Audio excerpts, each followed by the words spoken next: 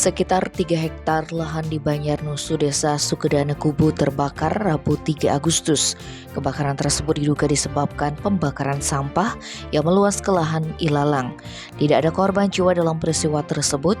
Kadis Pemadam Kebakaran Kabupaten Karangasem, Inyoman Sikingurah, menyampaikan kebakaran tersebut terjadi pada pagi hari. Lahan yang terbakar dekat dengan perumahan warga dan bengkel. Khawatir api meluas ke tempat lain, pihaknya menurunkan 4 unit armada dengan personel sebanyak 10 anggota. Sekitar 10.000 liter air dihabiskan untuk menjinakkan si jago merah.